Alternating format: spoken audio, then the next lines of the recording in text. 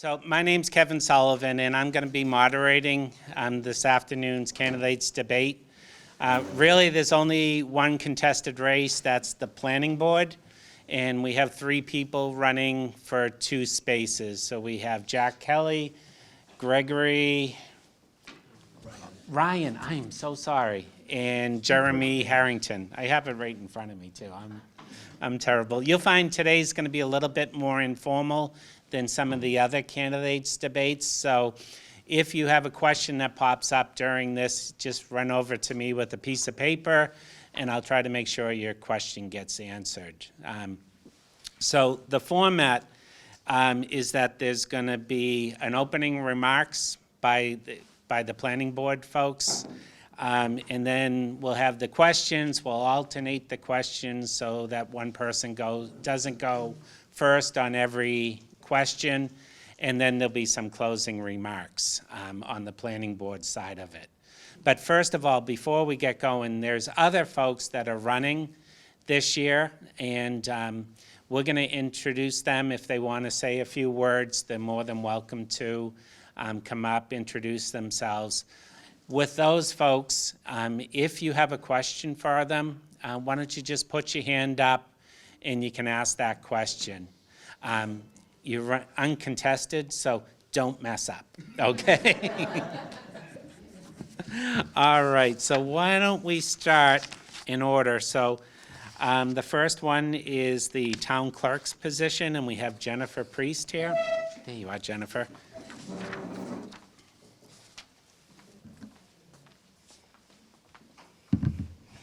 Good afternoon, everybody, and thank you for being here today. My name is Jennifer Priest, and I am honored to be running for the town clerk position. I appreciate the town Council on Aging for hosting this forum and giving us the opportunity to connect with the community. For the past 8.5 years, I've worked as the office manager for Burlington Youth and Family Services, where I've assisted in, yep, I'm sorry, I'm tall, so let me adjust this. For the past 8 years, I've worked as the office manager for Burlington Youth and Family Services here in town, where I assisted managing the budget, coordinating operations, and ensuring compliance with regulations.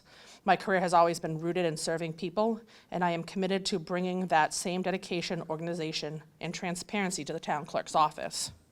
The town clerk plays a crucial role in our local government, overseeing elections, maintaining public records, and ensuring residents have access to vital information. My goal is to ensure that the office remains efficient, accessible, and responsive to the needs of Burlington residents. I am grateful for this chance to be here today, and I look forward to hearing your thoughts and answering your questions and continuing the conversation about how we can best serve Burlington together. Thank you.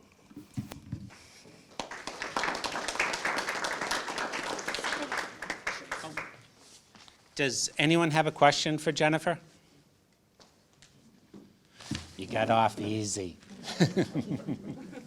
All right, we're going to next go to the select board, and the 2 candidates for the select board are here. We have Nicholas Priest and Mike Espejo. So would you like to take turns coming up if you want to say a few words?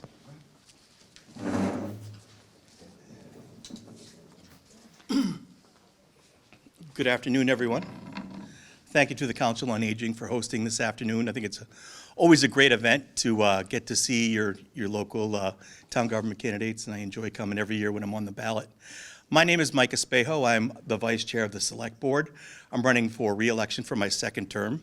I previously served on the Zoning Board of Appeals for 1 year and the Planning Board for 3 years. I was born and raised here in Burlington and graduated from Burlington High in 1991, and I got my Eagle Scout from Burlington's Troop 511 in 1991 also. Serving on top of government has been a labor of love for me. I love this town. Lived here most of my life, and I found it's a great way to give back to the community. That's been so good to me.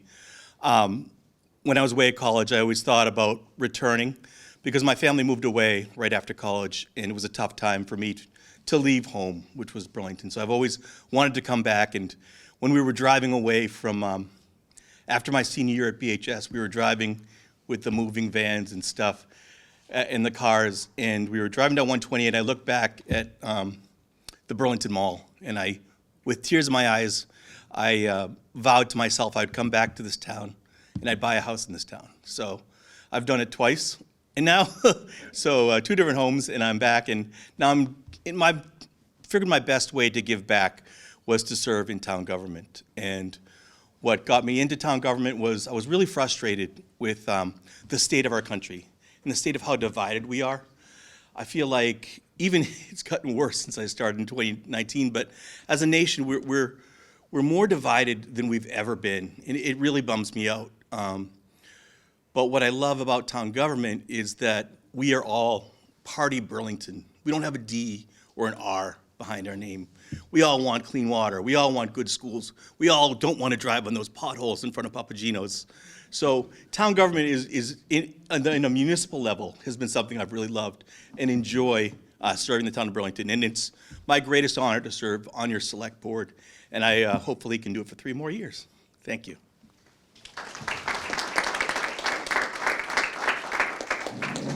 And does anyone have a question for Mike? Yep. All right. Can you outline your responsibilities on the select board, what you actually do, how it fits into town government? Okay, so I'll just repeat it because BCAT is filming. The question was, can you outline the responsibilities of the select board and, oh, I did something wrong. Did I answer, is that the question? Okay. Great question, thank you very much. The select board is the executive branch of our town government, and we are responsible for a lot of different things like giving out liquor licenses, setting the tax rate.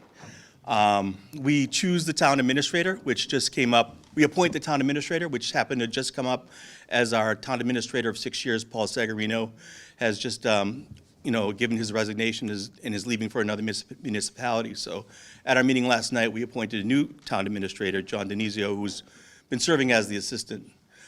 We also approved the warrant for town meeting, and we are in charge of several different committees. We help appoint them, and pretty much anything that doesn't fall under another board probably falls under us. I like to think of us as kind of like the face of town government. We think we're the front line when people have complaints about almost anything, and we're the ones, one of the things I love to do as a select board member is go to like Eagle Scouts ceremonies or grand openings and just to kind of represent the town as best we can. So we have another question. Yes. Is there a referendum on the April ballot for whether the town clerk is going to be appointed or elected? And if so, how does that affect her running for the position at the moment? Do you want to repeat the question for that? Yeah. Okay, go right ahead. The question was, is there a referendum on the April ballot for the town clerk, whether it be appointed or elected? And there is. We had a subcommittee at the guidance of town meeting to kind of take a look at the issue and figure out what we want to do, because we've had a long time town clerk, and Amy Moorfield, successful one, and she had given her her resignation that she wanted to retire in, I think, April or May.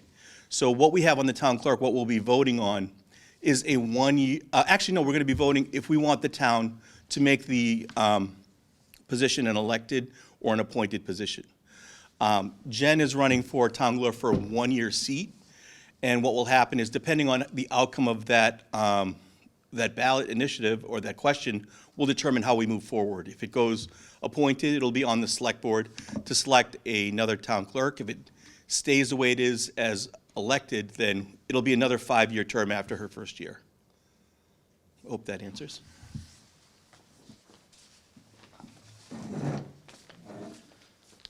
Okay, why don't we introduce Nicholas Priest, and you can come up, and if you have questions for Nick, you can do that after his few words. Thanks, Kevin. Good afternoon, everybody. My name is Nick Priest, and I am one of your 2 candidates for Select Board here in Burlington. I've been in Burlington my entire life. I was born in Winchester, sheer technicality, I guess. But grew up in Burlington, raised here, went through Fox Hill, middle school, high school, and the reason that I decided to get into town government was similar to Mike's, right? This dying need to support my community. You know, I did a lot of volunteer work as a kid. I really wanted to find a way to give back. I felt like the select board was a unique opportunity, given my background in marketing and advertising. You know, as we watch, you know, the main forms of media kind of get torn apart and people become much more self-aggregating when it comes to how they consume, you know, media on all levels. I feel as though it becomes a certain responsibility of your town government to pick up some of that slack and make sure that, you know, all information at the local level is reaching you. So much so that in my last term, we approved and conducted a communications audit with the Collins Center, which is a third-party group here in Massachusetts that helps out municipalities with a variety of different needs. And that, you know, report gave us a lot of great foundational information to move forward with, which we actively are. Because I think one of the most important things when we talk about community engagement is making sure everyone is well informed, right? I mean, we've seen the Burlington buzz spread up in the last couple of years, right? Residents taking it upon themselves to make sure that we are collectively talking and you know, working on the same page. So that's a really big piece of, you know, my engagement when it comes to the select board. You know, I'm also very passionate about economic development. I think that, you know, when we look forward into the community, it's really important to make sure that we are planning ahead for the future. And I think if one thing the pandemic taught us was that people could work from home, and it's drastically changing the way that businesses function, which drastically changes the way that we have to respond to that as a municipality, as a community, right? Because obviously, office space was a big part of our tax revenue, and as businesses consider downsizing, that tax revenue shifts. So we have to kind of be as proactive as humanly possible on that front, both short-term and long-term. I'm happy to take questions. I'm super excited to be here. I appreciate all of you for being here, and I hope to have one of your votes come April 5th for my third term. But thank you guys, really appreciate it. So Nick, I have a question. Yeah. So here was a question presented to us, and it was, what are you going to do with all the leaning, dangerous poles in town? And since you're up, you can handle this one. You're so No, lucky. thank you, Kevin. No, I am lucky that came to me, because as Mike knows, this has become an extreme pet peeve of mine.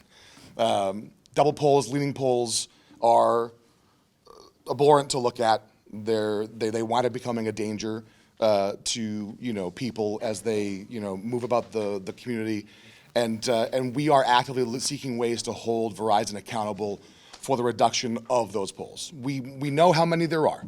It's just a question of whether or not Verizon wants to actually come out and fix them, and they'll give us every excuse under the sun to not come out and fix them.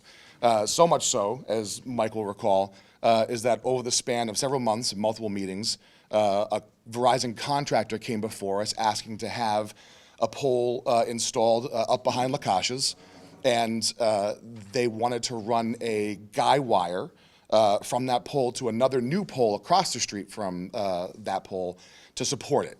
And I said, we've got, you know, 50, 60 some odd double poles, leaning poles, chop poles. Fix those first before you add a guy wire and make things more complicated. And I had to explain that to 3 separate contractors until the director of this organization came in, at which point I had to then reiterate it to her. And we said no. We said not until you start fixing these double poles. And now we're actively trying to reach out to Verizon to say, hey, please, you know, make a schedule and make this work, because this needs to end. It needs to end now. We understand that resourcing, you know, can be a tricky thing, that schedules obviously are set and budgets are obviously something to take into consideration, but there's no reason why we should have as many as we do. In fact, a short anecdote on that, my wife and I live on Prouty Road, up off of 62, and one evening a couple months ago, a car accident occurred, single operator accident. Driver had a medical issue and veered off and crashed into a telephone pole 2 houses down from where we live. That night, they replaced the pole. So And then 3 days later, they withdrew their application for the one over behind Lakash's because they knew that if they came back before us, that story was ready and apparent, and that we had it. So it can be done, right? So now we just have to put apply some pressure. Things like double polls should not be how Burlington presents itself to the world, and we're gonna end it basically. So thank you for that question. That is a great question for Nick. He is like Verizon's public enemy number one. I think his picture is in all their offices. I'm sure by now it is. Because Nick will not budge. He's Yeah. a great credit to him that we try and listen to them and empathize, but Nick doesn't fall for it. Not anymore. We have 2 questions. Is Verizon under contract with the town to take care of these? They're not under contract. They own the polls, and that's what makes it tricky, right? So even though it's on public land, they are the sole owner of all telephone poles in the community. And that's where the sticking point comes in, right? Because we can't say, hey, you have to do this. They're like, well, it's our pole. We'll do what we have to. So now we have to kind of push back and say, we don't care that it's your pole. It's now a problem for the community. Talk about liquor licenses. Yeah. Is there a cap on the number of liquor licenses you can issue in the town of Burlington? How does that work, and what's the procedure? That's a great question. So, yeah, sorry. So to repeat the question was liquor license. I heard the question, understood it, but then I suddenly forgot it. Yeah, it was about liquor licenses and the process by which we receive them and then spread them out. And is there a cap on them? So the cap is set by the ABCC, which is the state regulation board for liquor licenses, and it's set based on our population. So if our population grows, they reevaluate, and they can issue us more licenses, which is annoying because we say, hey, we've got enough, don't give us any more. And then they do, and then we say, okay, well, I guess we'll just sit on these then. So we don't have to give them out, is what I'm saying. And then the licenses are broken down by all town licenses and by site-specific licenses. So the mall actually holds, I think it's 9, right? 9 site-specific licenses that will always stay with the mall. Yeah. What is the cost of a license? I actually don't know. I'm pretty sure that sorry. Thank you, Kevin. Keep me on track. The question was, what is the cost of a liquor license? I'm pretty sure that, so there's not a specific cost. Don't quote me on this. I'm fairly certain it becomes a bargaining chip between the property owner and the business. But I would imagine there's some base cost associated. I don't know, though. Yeah. I actually work in the business. I believe for a brand new license that would get granted by the town, it's somewhere in the vicinity of $1,500 to $2,000. So it's fairly affordable for new business. But in the instance of a license transfer that there's a contingency on with the property involved, that's when they can use that as a bargaining chip.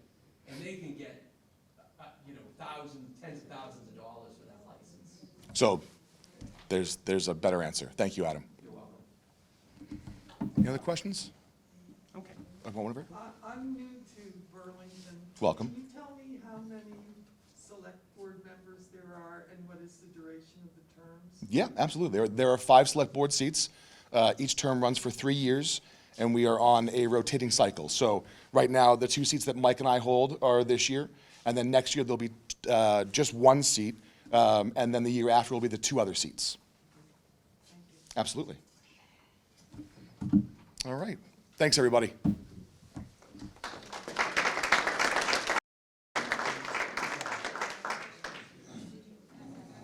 Okay, so moving along, there was one more question, Nick. Would it be possible for a funeral home to get a liquor license?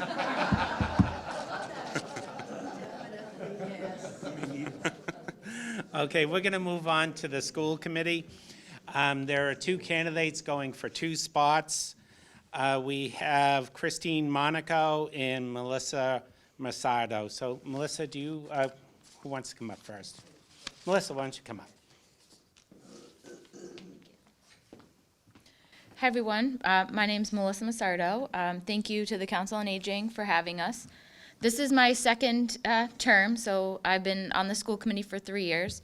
I've been a Burlington resident for 11 years now. I live here with my two sons who are in kindergarten and third grade at Fox Hill. So I joined the school committee when my youngest was in kindergarten. And my goals really are to just look out for their futures and the futures of all of the young students in our care, and to just make sure that we continue to have the best schools in this town to attract young families and to ensure that Burlington is turning out the best possible residents. So thank you. Any questions? No. Sir? Where does the town of Burlington rank among the schools in terms of the overall state picture? Sure. The question was, where does Burlington rank in terms of the state? So there's probably 100 different ways you can rank the schools in Burlington. The majority of rankings that you read about online are for realtors. So there's a number of different ways you can rank the schools. You can also look at MCAS scores. Burlington generally falls somewhere in the middle. We're not in the top 10, and we don't. I don't think in terms of the dollars that we spend that we will ever achieve the top 10. I know a lot of the, some of the rankings include the buildings, and unfortunately we've underinvested in some of our buildings, so that those hold us back in a number of places. But there's 2 building projects underway in the 2 committees right now, 1 project underway and 1 project that we're hoping to launch soon. So I think we're working on addressing some of that backlog of the buildings to improve the scores in those areas.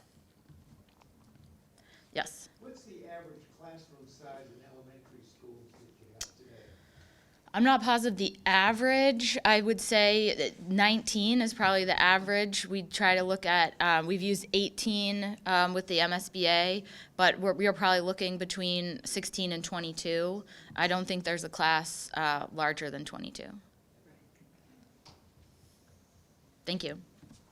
Thank you, BCAT. Thank you, Council on Aging, for having us. Thank you for being here today. I'm Christine Monaco, and you probably all know me because I moved to Burlington in 1973, and I've been on the school committee for so long that I can't count that high.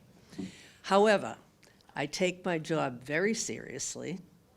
I really like what I'm doing, and I intend to continue to do the very best I can for our students and our school department.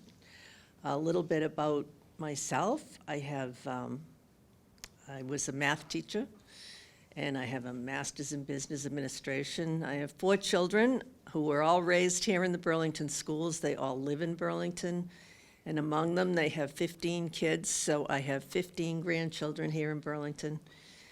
And nothing is more important to me than the quality of our town, our community, and especially our schools. If there is any questions, I'm happy to answer them, but I think Melissa might have gotten that taken care of.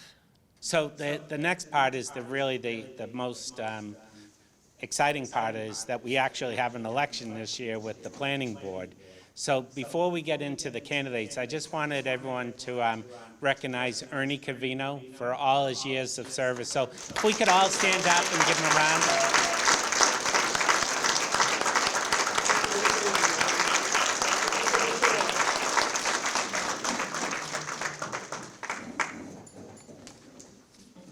Excellent. Ernie, thank you. You know, the planning board's one of the hardest elected positions. You can't go in unprepared to any meeting, so we appreciate everything you do for us. So the way we're going to do I lost my page, is the planning board is we're going to do introductions first. There's 3 candidates running. As I said, Jack Kelly, Gregory Ryan, and Jeremy Harrington. Unfortunately, Jeremy Harrington is on a business trip and can't be here. Marge allowed him to do a statement that will be equal to the statement of the other 2 candidates, but unfortunately, he'll miss out on the question portion of it. So we're going to start. We drew names, and Jack Kelly is going to do the first, the introduction, and then we'll alternate from there. So Jack Kelly.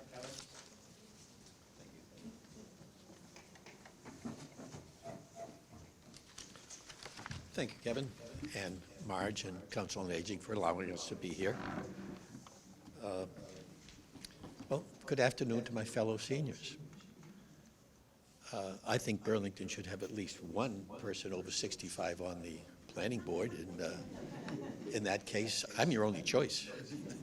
So I would appreciate one of your voices, one of your votes. Now, the Burlington Planning Board was created under state law in 1940.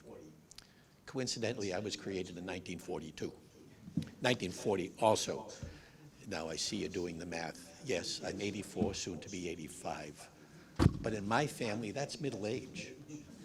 My father lived into his 90s. My mother lived to 109, and both had their minds fully intact at the time they left this world. So I'm genetically blessed. It's my plan that Kevin will be retired before I need his services. I've been here since February of 1969, so I beat you by a few years, Chris. Just a few. We both came from a similar neighborhood in Dorchester, too. I used to have to walk through her neighborhood to get to the theater, and they'd throw stones at me. But I've been active in town government since I got here. I've done 36 years as a town meeting member and 17 years on the planning board. I've enjoyed it, and I want to get back onto the planning board to do that. And since Marge is taking time, I think my time is close up. I look forward to your questions from the perspective of seniors.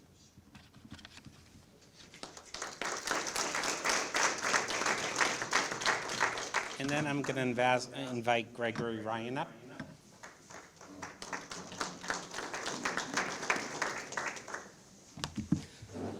I'll let Jackie be 85. I'm only 61, so I guess I'm the youngster. So I don't know if any of you know me. My name is Gregory Ryan. I've lived in town since 1997. I started my first business in town in 1990. And the reason why I'm running for planning board is last March, I was outside holding a sign, and some fine young gentleman by the name of Ernie ran up to me and said, "Hey, I'm retiring. What do you think about running for this job?" Told him I'd think about it. And that was in March.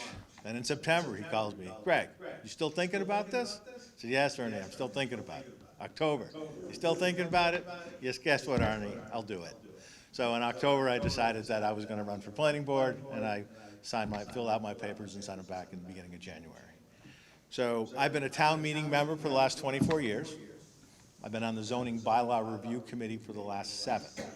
And what the zoning bylaw review committee does is we kind of take a look at all of the zoning rules and regulations, and we try to turn them into English instead of government speak, so that people can understand them, the developers and us citizens know what we're getting into when we have to go to the planning board or get a permit for anything.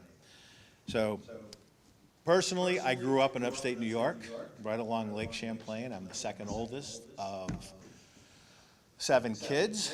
And if any of you remember, back in the early 1960s, Plattsburgh was the epicenter, and around Plattsburgh, there were 24 missile silos, which my father, being a physicist, used to work in one and looking for cosmic rays when they closed them in the early 70s. I moved to Massachusetts in 1987. Started my first business here in town at New England Executive Park in 1990. From there, I moved to 55 Cambridge Street. Then we wound up opening up a store on Middlesex Turnpike. I sold that business in 2012, and now I run my own advisory service business where I help clients plan for their future. And with one of my clients in particular, we're trying to build a maternity hospital in Manhattan. So talk about, from a planning perspective, the difficulties we're going to face with that. I met my wife, Maureen, in 1993 when I hired her. She fibbed in the interview, telling me she wasn't going to go back to school, but she did. So that's a different story. I've got 5 kids, 4 boys. They've ages 21 to 28. They've all graduated from college, either BC, or actually, my youngest son is a junior at BC. The others have graduated from BC, Holy Cross, and WPI, and then I have a 13-year-old daughter who's currently in 8th grade at Marshall Simons. And so that's a little bit about me, and take your questions.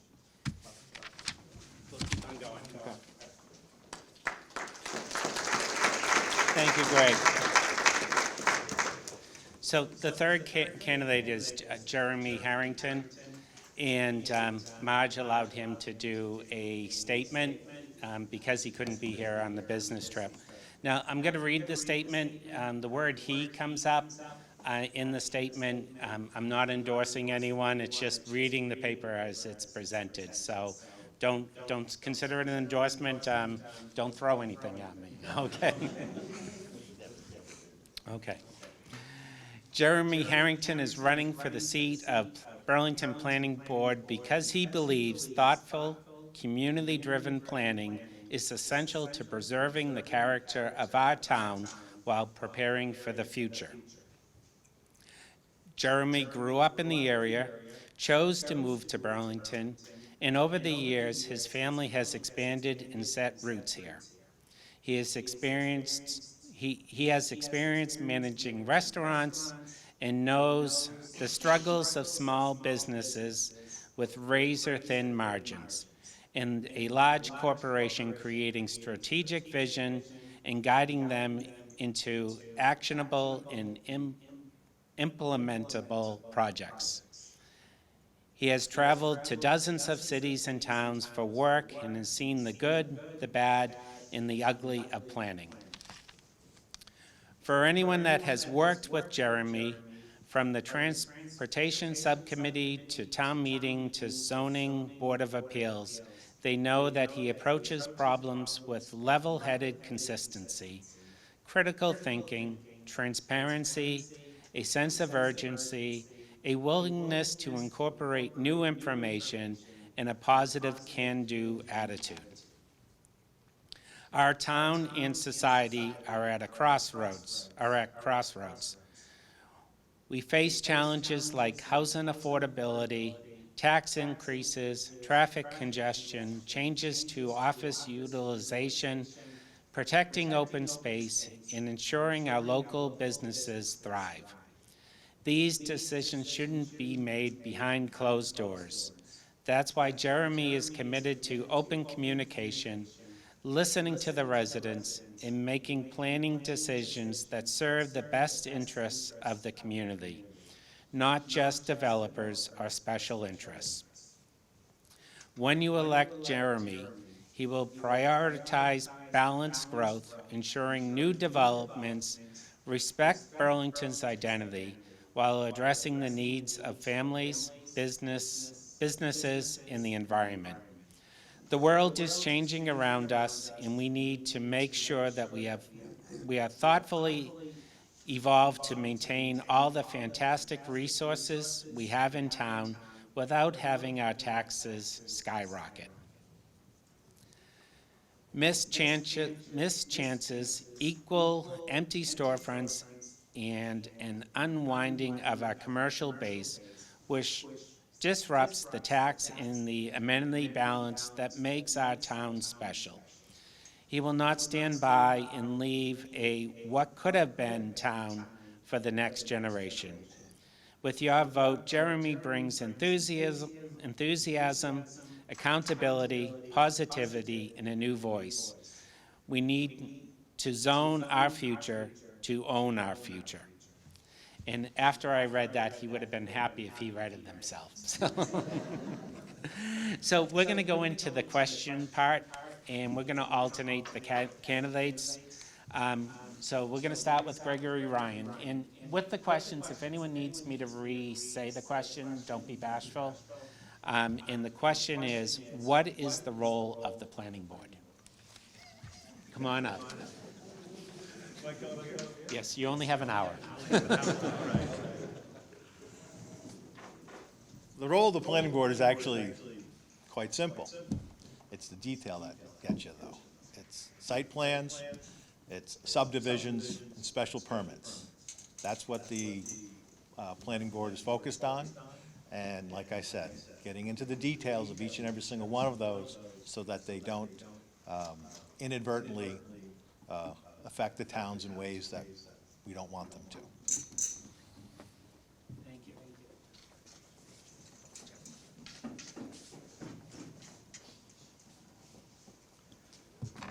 Yeah, the statute is simple. The subdivision, which we do very little of now because there's not a lot of open land, that means dividing land up into house lots. I'm sorry? I should speak louder or the microphone's not working? Either way. Yeah. The detail, what goes on an individual application that may be very complicated, the Burlington Planning Board does not make all the decisions. When an application for a development comes in, it circulates to Board of Health, Select Board, Police Traffic Officer, Fire Safety Officer, DPW. All of these different people give input. The Burlington Planning Board, under statute, is the one that holds the public hearing, so you, the public, have a place to go to ask questions and give input, abutters especially. The comments from the Board of Health and all the others get incorporated in the decision when it's finally done. In big, complicated cases, there may be subdivision meetings, subcommittee meetings, where some of the details are worked out so that the planning board is not there at 2 o'clock in the morning and you're wondering when we're going to go home. We work out some of those details, but whatever is decided is then discussed and brought forth at the public hearing, so it's not a backroom deal of any kind. But the length and the discussions will sometimes take place at subcommittee meetings, which are posted and which are public. I hope that answers the question. So Jackie, you can just remain standing because you'll get the next question. And two persons, individuals had very similar questions, so I'm just going to combine them. And it says, what, if any, plans are being made to provide low, and medium housing for the town? And the second person wrote, is there any plans to develop more housing in Burlington? Do you want me to repeat it? Okay. The town itself does not own any land on which they could build housing. The housing, I moved to town in '69, there were very few apartments. Most were ranches, splits, and a few capes and garrisons.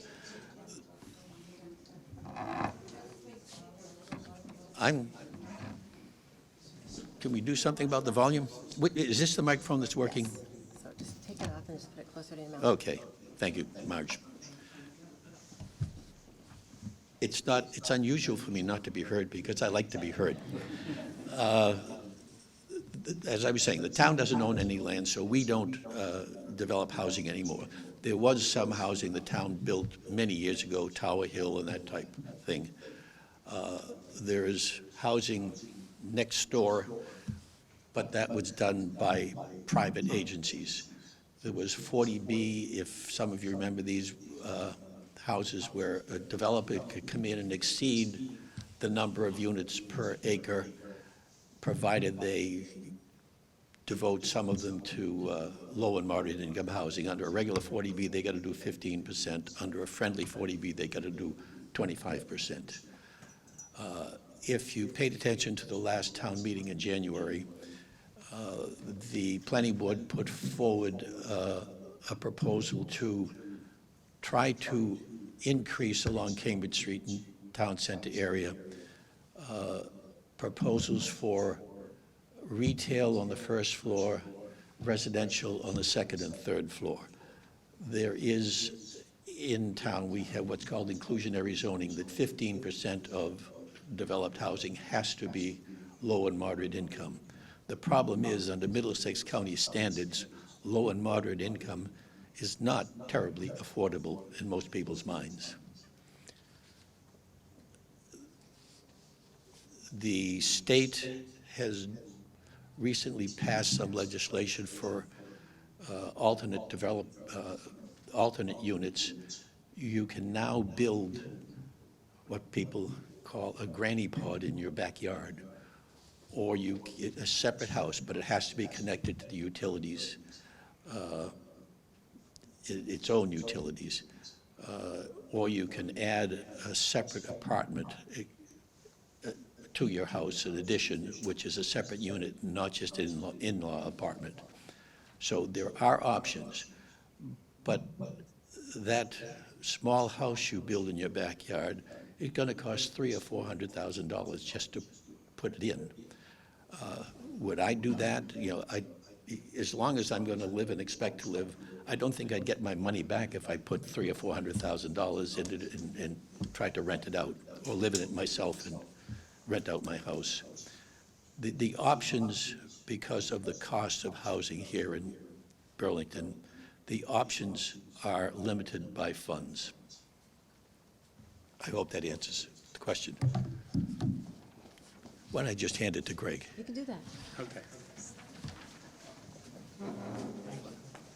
I don't like holding these things. I'll put it in if I can. Yes, there we go.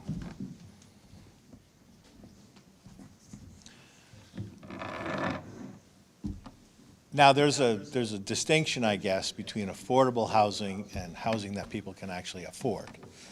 Affordable housing has the connotation of low-income housing, and housing that people can afford is something on the, I guess, the lower end of the prevailing, you know, average rate of a home.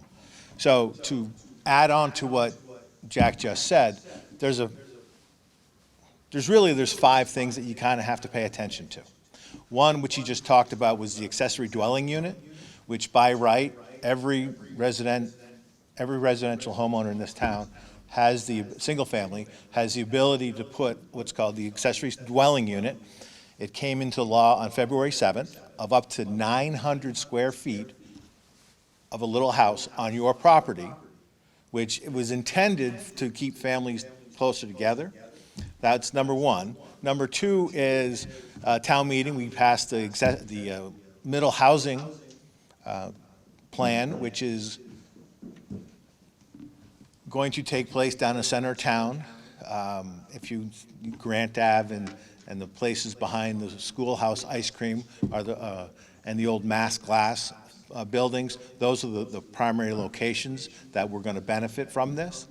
Then we also did the mixed use on Middlesex Turnpike, which encompasses Kohl's and New England the district and the Burlington Mall, to build additional housing inside there, because the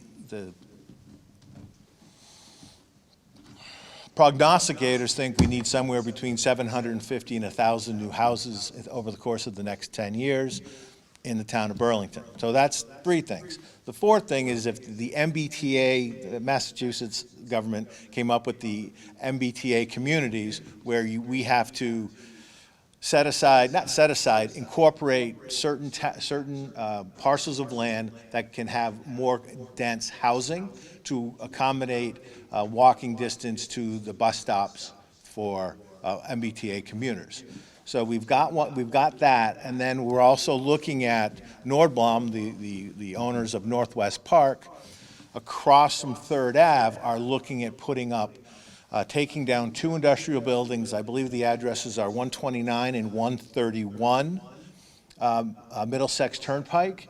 I guess they're vacant industrial buildings now, and they want to put up 5 or 6-story apartment complexes, kind of what they've done for the apartment complexes in Northwest Park. So those are the 5 things that we've got going on as far as the housing in town.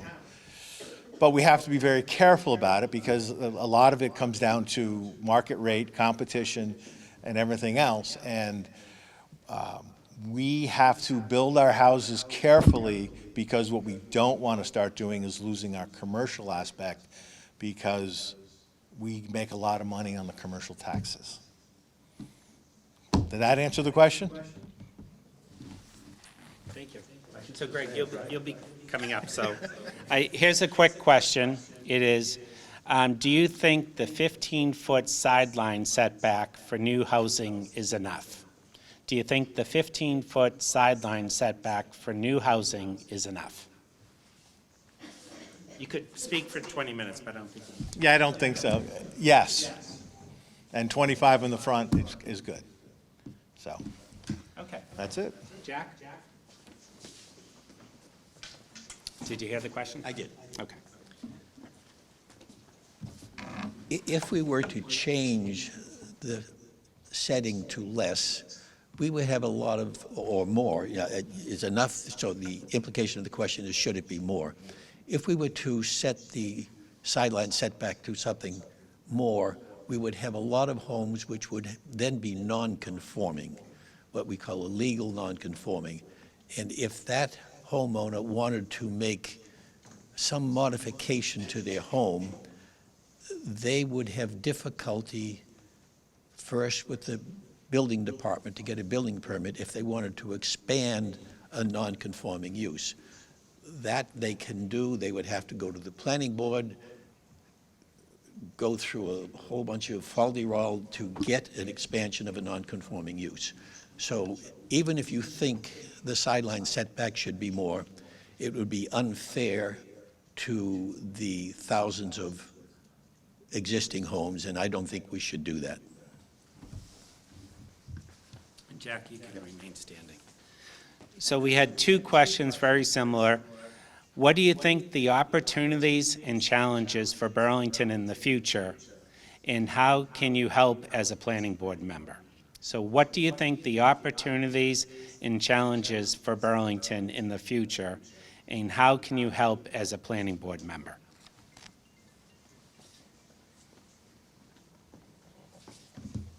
I'm not sure what the opportunities they're looking for might be. Opportunities is probably not the word I would choose. How are we going to deal with the difficulties we have, and do we have opportunities to deal with the difficulties? Our businesses are hurting. The work from home has hurt the office building. The retail has been hurt by Amazon. The opportunity, we have to try to create an opportunity for our businesses to be strong. I think when we, in January, put forward the middle housing, when we proposed the opportunity for housing to be built on the mall area, we were sending a message to our business community that we're trying to stay ahead of the difficulties. I always think of the analogy of Wayne Gretzky. Don't go after where the puck is, go to where the puck is going to be. So we're trying to figure out where are the business opportunities going to be, and can we offer some opportunity or incentive to our businesses to succeed. This Council on Aging building and many of our benefits are a result of the tax revenue we've gotten from our business community. They've been paying close to 60% of our dollars. We may get pinched in the next few years because an office building pays its taxes based upon the revenue it can produce. A full office building produces more revenue and therefore pays more taxes. A half-empty or empty office building pays far fewer taxes. And if the revenue from the business community falls, we have to make that up with our residential taxes unless we manage to cut our budget and cut our services, which many of us wouldn't like to see. The revenue on a business is based upon its value 3 times roughly of what a house is. So if we lose some revenue in a business, we have to make it up by 3 on the homeowners, and we're really trying to avoid that. So we're looking for every opportunity we can to keep our business community solvent. I'm not sure if that answers the question of an opportunity. It's avoiding disaster rather than looking for opportunities at this point of time.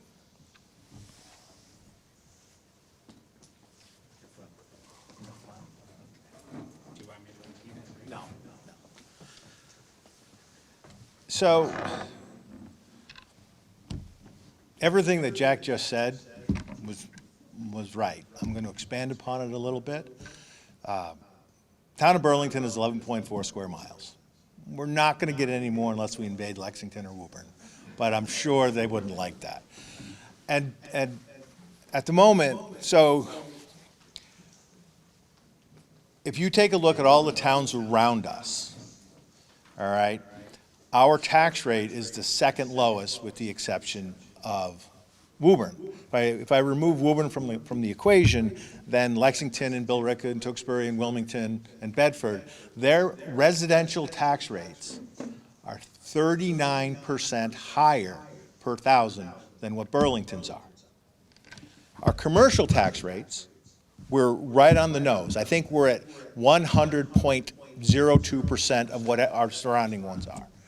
And so we get $2.97 in tax revenue out of the commercial for every $1 in valuation that we get out of the residential. So there's a huge difference. There's a huge disparity. And so if we lose 25% of our commercial base, our residential taxes go up by 50%. If we lose 1%, make it real simple, if we lose 1%, then our residential taxes go up by 2%. And so with the changing of the economy, Amazon and the internet has really knocked down the transactional real estate, the transactional retail. COVID and work from home has really put a number on the number of people that actually go into the office every single day. So we have to look at some different things. One of those things is we have to pay attention to the experiential side of retail. And when I talk about experiential side of retail, we're talking about the movie theater, or golf, or miniature golf, or something where people come in that they can't do on the internet, but where they can come in and have a good time in town. So Burlington as a town itself, the 26,000 people that live here, is not a large enough population to support the mall by itself, to support Leahy Clinic by itself, to support all of the restaurants that we have in town. So we have to work together to try to make sure we're still a draw so that people can come in here and visit our restaurants, and visit the movie theater, visit the hotels, because those things are tremendous drivers of tax revenue as well. So,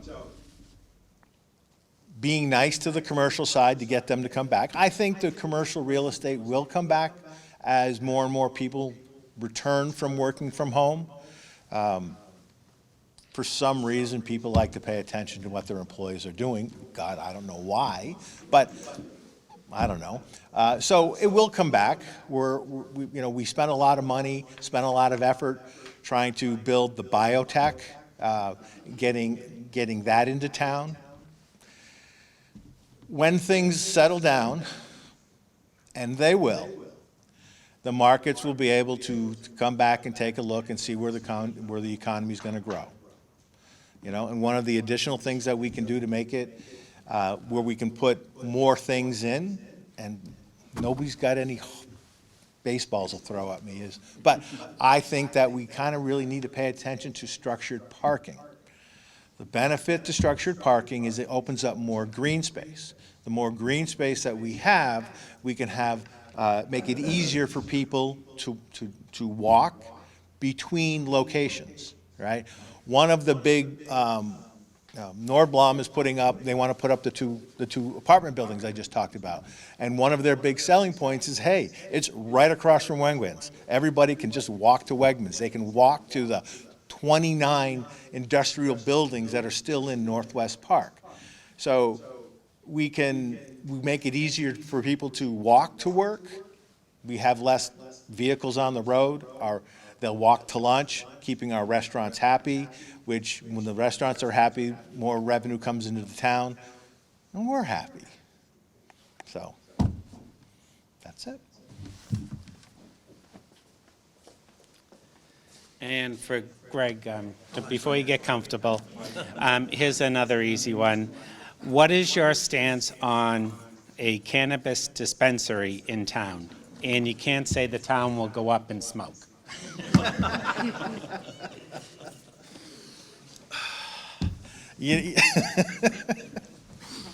Just for the record, we had a vote on the cannabis dispensary in town meeting in January.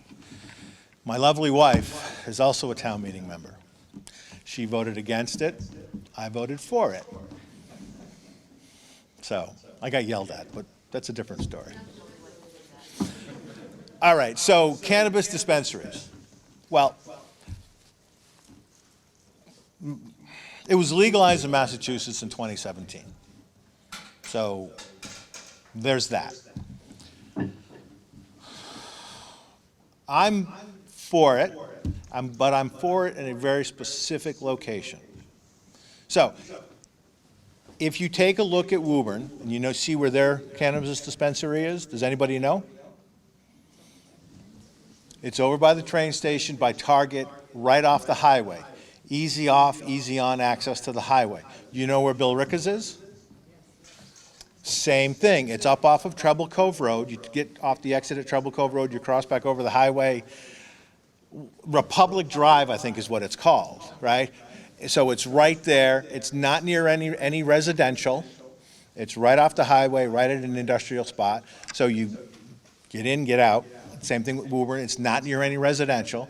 So in my view, if we were to put a cannabis dispensary one, we would put one, I think that it would go on Blanchard Road, across from where that McDonald's is on the corner of Middlesex Turnpike, just on the other side of 95, 128, or at that one location on this side, right before you get to the highway, 3 doors down from where Barnes & Noble is. Those, I think, would be the only two places that would work in town. One, yes? Because we're not going to stop anybody from doing it. I do have to say this. One other person disagrees with me, though. My mother-in-law, who happens to be in this room, she disagrees with me in it. But why do we need it? We don't really need it. The real question is, why would we object to somebody that wants to put the time and the effort into running one? I'm not going to go out and try to start one tomorrow, but if somebody comes in with a good plan on how to make it all work, we need to pay attention to it to see if it is going to work. Because if we can do it the right way, it can certainly generate additional revenue for the town. And it's actually, in my opinion, the more people have access to good quality without having to worry about getting it on the street, the safer they will be.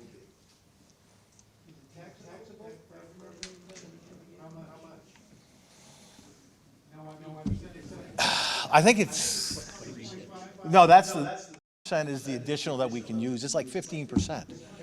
What is it? 20%. Yeah, the sale, yeah, it's profitable for the town. That's a different thing. That's different, right? There's an additional 3% that the town can get if they use it for a specific thing. But taxing in general, it's about 20%, of which the town gets a portion of it, but I'm not sure of that portion. What is it? 3%. Right, but that 3% is for, it's earmarked for something. Okay. Did you answer? Did I answer the question? My answer was yes. Jack? Repeat the question, please. How do you feel about cannabis? Do you feel the town should have a cannabis dispensary in the town?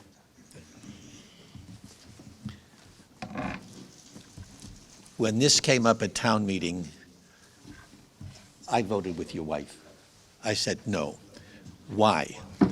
There was the article on whether we should have one, but there was another article which was withdrawn, which cited different locations which would be zoned to allow it. I didn't agree with any of those locations. The property owners who were having their property proposed for rezoning either didn't ask for it or wouldn't respond. I don't think we should zone somebody's property for a use that they don't want. I agree that if it were to be here in town, it should be a location not next to an existing business that doesn't want it next to them. And the Burlington and Billerica locations are an example of that. I would disagree with Greg about at the corner of Blanchard Road. That's Precinct 7. We're not I live in Precinct 7. I'm a town meeting member for Precinct 7. We're not the dumping ground for the stuff that nobody else wants. Put it up in Precinct 1 or Precinct 3. I'm sure those people, if they think it's going to go there, will vote no. The tax revenue that was mentioning, the extra 3%, that is if we need police details and that type of stuff to deal with traffic. If you look at the courts, the town of Leominster was charging for those extra services, got sued, and had to give back $1 million, an unplanned budget impact. So we should be careful if we do something like that and try to charge for those services, because we may have to give it back after we've spent it. My personal concern for cannabis is, although the state says you have to be 21 to get it, the police officers will tell you that the legal packages find their way to teenagers. My big problem is that one thing we definitely know is when people below the age of 25 or 26 use it more than just casually, there is brain damage. There is a brain retarded. Some of you may know that I'm an attorney and I dealt with mental health. I, on more than one occasion, had to go into a mental hospital to represent a young person who was having serious mental health problems brought on by overuse of marijuana. Overuse of marijuana will cause them to be psychotic and cause some depression. It's dangerous for the young people. I can't stop young people from using it if they can get it. But if we do have something like this, I hope we would use part of the revenue we get from it to educate our young people to the very serious dangers that occur for young people using it. As far as medical use, and they can buy it, medical use, they can buy it without the taxes. People with chronic pain may find marijuana dealing with it, and that's certainly better than opioids. I represented a veteran who was hospitalized at the Veteran Hospital under the mental health program, and this was before it was legal. He was using that to deal with chronic back pain.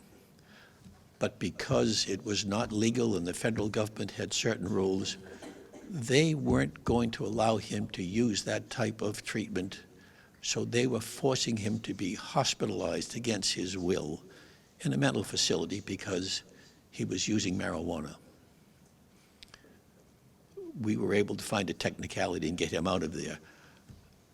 It is a very complex issue. There are strong feelings on both sides of the issue. Do we need one? To your question, do we need one? No, we don't need one.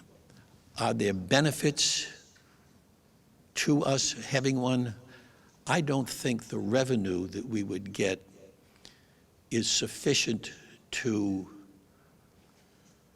anger some of the abutting businesses. We're having trouble keeping businesses. We don't want a business to leave the town because there's a marijuana store next to them. We want to do everything to keep businesses and keep good businesses. We have turned down businesses that are undesirable. I remember we turned down a Home Depot. We turned down Dave & Buster's. We want good businesses and not questionable businesses. Even though we're going to have some vacancy problems, we shouldn't fill it with just anything. We don't have any Harbor Freights or Ocean States or those things that tend to fill up empty space. Those aren't good, long, durable businesses. I think we want to continue to be choosy, very choosy, about the businesses we invite into town. And I don't see a marijuana dispensary as one of them. Thank you, Jeff. Can I just add about the ballot question for marijuana and let people know? Sure, we'll be quick, because we're running out of time. It was timely that we brought up that question. I just want to let everyone know, along with the town clerk, ballot question on the ballot this April is a non-binding referendum asking the town, what are your thoughts on this exact question? Do you want cannabis sold in town or not? And it's very important that you, if you feel strongly about it, to let your friends know and tell them that it is on the ballot, and that that'll be a barometer for town meeting to follow, I believe, and us elected officials to see how the town really feels about it. And the select board voted to put this on the ballot because it was really tough. It's a very energized topic. It's a controversial topic. And we were having trouble kind of getting a gauge of how the community feels. So that's a very important question on the April ballot. I'm sorry to interject, but I did want to let everyone know, if you didn't know, along with town clerk, there are two questions. The second one is about yes or no on marijuana sales in town. Retail. All right, so we're coming to the end. We're going to ask one more question, and then we'll do the closing statements. So Jack, you'll be first. Oh, no, you have this last question. That's okay.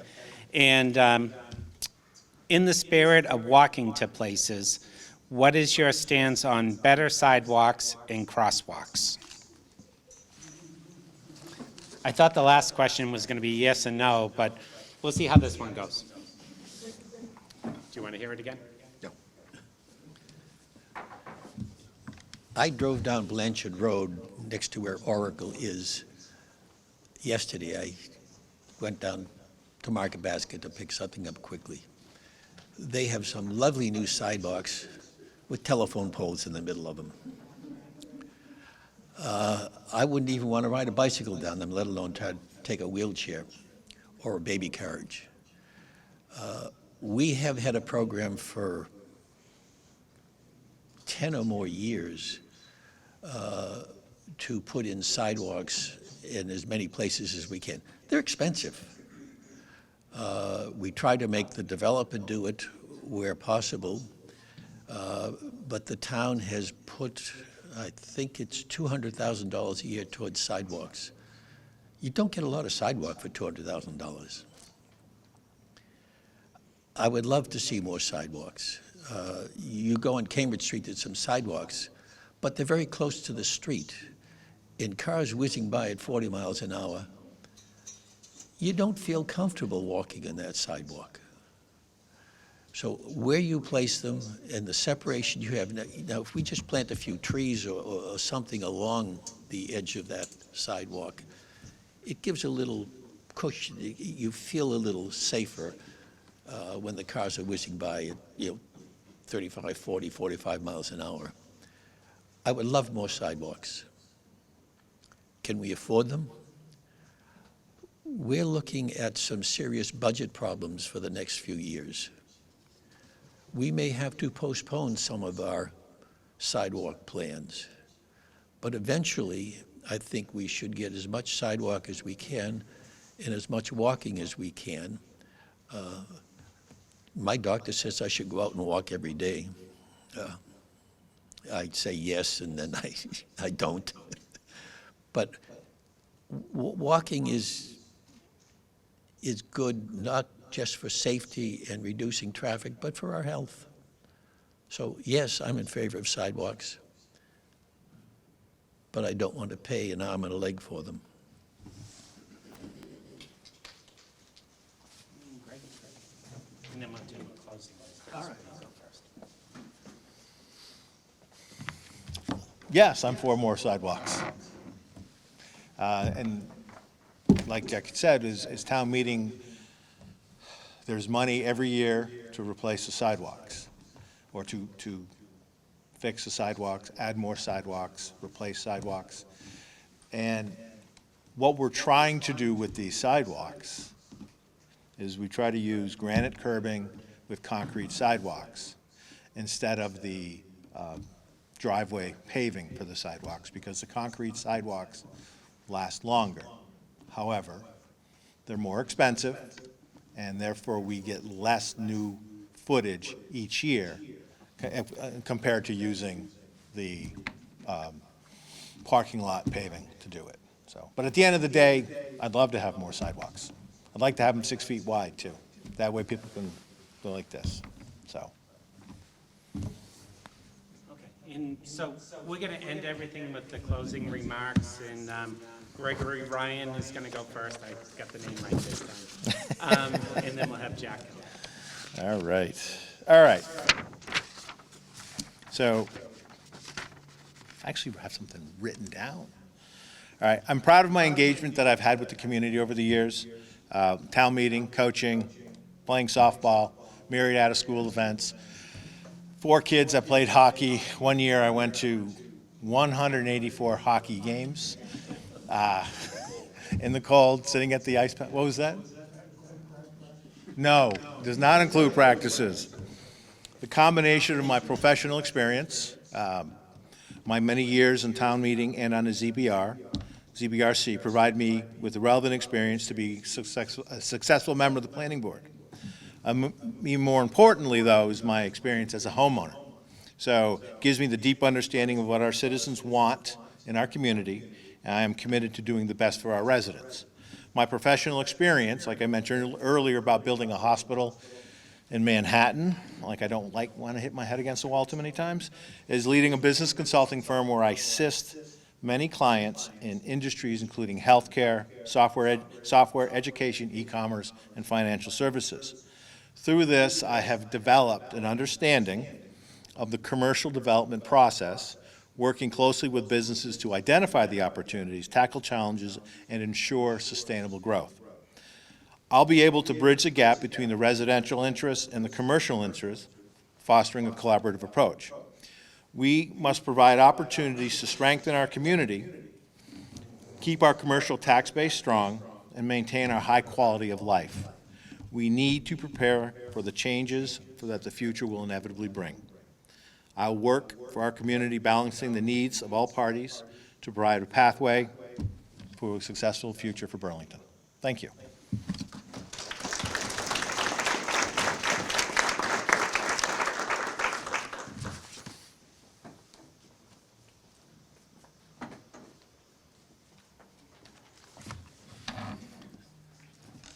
I too had prepared something, but your questions covered a lot of them. Thank you. I'll try to edit out as I go through that. I've been very active in our local government since I moved here in February of 1969, immediately followed by a blizzard. During those 55 years, I have seen how much the town has changed. It's quite a bit.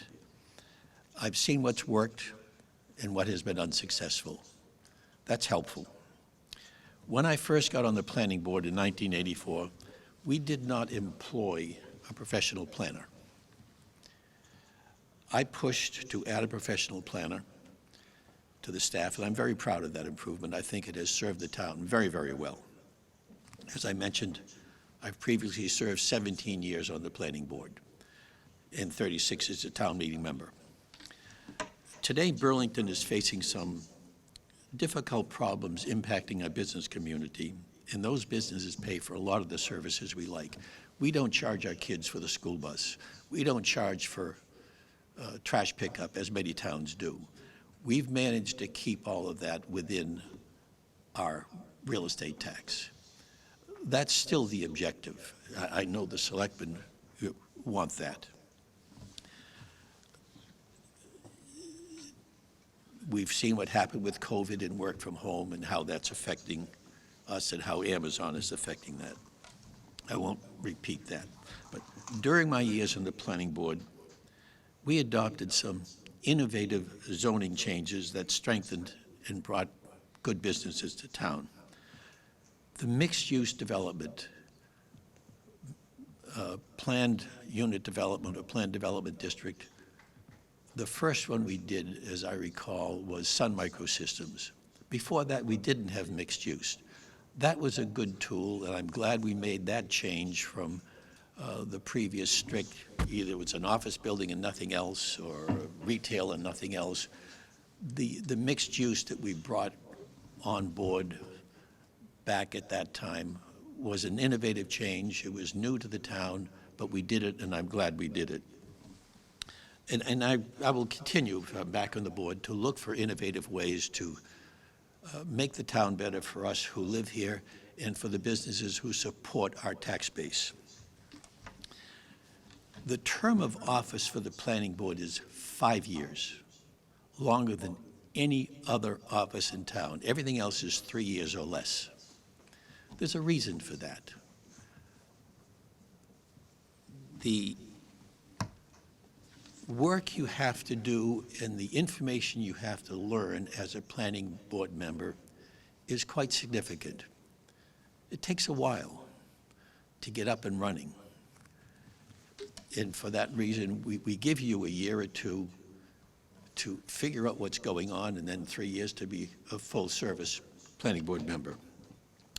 But because of my 17 years, I think I'll be quicker and up and running faster than a new member. You're going to get at least one new member on there, and if you don't vote me, you're going to get 2 new members. But I think that I can perform a service to the town because you're losing 2 very experienced members, Ernie and Bill, and that historical knowledge, I think, is important. And I think I can bring that historical knowledge and be up and running faster and be of more service to you. And I hope you will consider me for one of your 2 votes to the planning board. And I thank you so much for coming here and the privilege of your time.